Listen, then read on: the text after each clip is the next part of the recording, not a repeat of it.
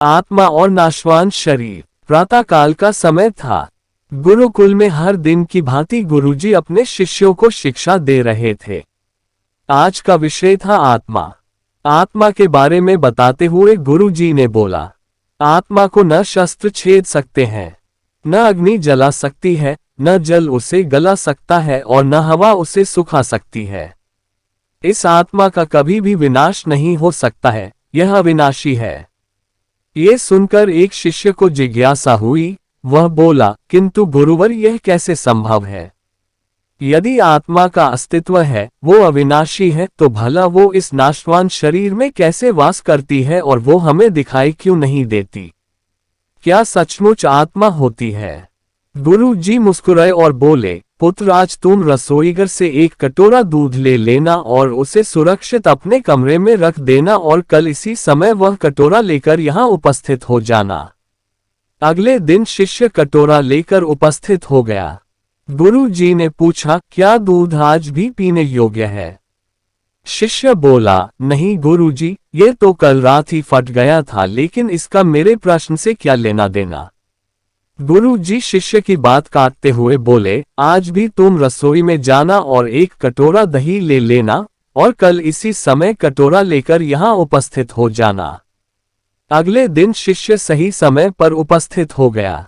गुरु जी ने पूछा, क्या दही आज भी उपभोग हेतु ठीक है? शिष्य बोला, जी हाँ गुरुजी, ये अभी भी ठीक है। अच्छा ठीक है, कल तुम फिर इसे लेकर यहाँ आना, गुरुजी ने आदेश दिया।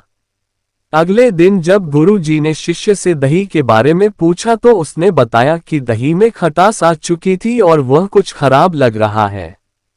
इस पर गुरुजी ने कटोरा एक तरफ रखते हुए कहा, कोई बात नहीं, आज तुम रसोई से एक कटोरा घी लेकर जाना और उसे तब लेकर आना जब वो खराब हो जाए। दिन बीतते गए पर घी खराब नहीं हुआ और शिष्य रोज खाली हाथ ही गुरु के समक्ष उपस्थित होता रहा। फिर एक दिन शिष्य से रहा नहीं गया और उसने पूछ ही लिया, गुरुवर मैंने बहुत दिनों पहले आपसे प्रश्न किया था कि यदि आत्मा का अस्तित्व है, वो अविनाशी है, तो भला वो इस नाशवान शरीर में कैसे वास करती है और वह हमें दिखाई क्यों नहीं देती? क्या सचमुच आत्मा होती है? पर उसका उत्तर देने की बजाय आपने मुझे दूध, दही, घी में उलझा दिया। क्या आपके पास इसका कोई उत्तर नहीं है? इस बार गुरुजी गंभीर होते हुए बोले, वत्स मैं ये सब तुम्हारे प्रश्न का उत्तर देने के लिए ही तो कर रहा था। देखो, दूध, दही और घी सब दूध का ही हिस्सा है, लेकिन दूध एक दिन में खराब हो जाता है, दही 2-3 दिनों में, लेकिन शुद्ध घी कभी खराब नहीं होता। इसी प्रकार आत्मा इस नाशवान शरीर में होते हुए भी ऐसी है कि उसे कभी नष्ट नहीं किया जा सकता। ठीक है गुरुजी, मान लिया कि आत्मा अविनाशी है, लेकिन हमें घी तो दिखाई देता है पर आत्मा नहीं दिखती। शिष्य, गुरुजी बोले, घी अपने आप ही तो नहीं दिखता न।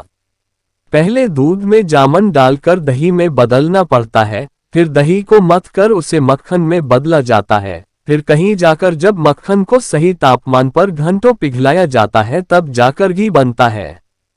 हर इंसान आत्मा का दर्शन यानी आत्म दर्शन कर सकता है, लेकिन उसके लिए पहले इस दूध रूपी शरीर को स्वाध्याय रूपी जामन से पवित्र बनाना पड़ता है। उसके बाद कर्म की मथनी से इस शरीर को दीन दुखियों की सेवा में मथना होता है और फिर सालों तक साधना व तपस्या की आंच पर इसे तपाना होता है, तब जाकर आत्म दर्शन संभव हो पाता है।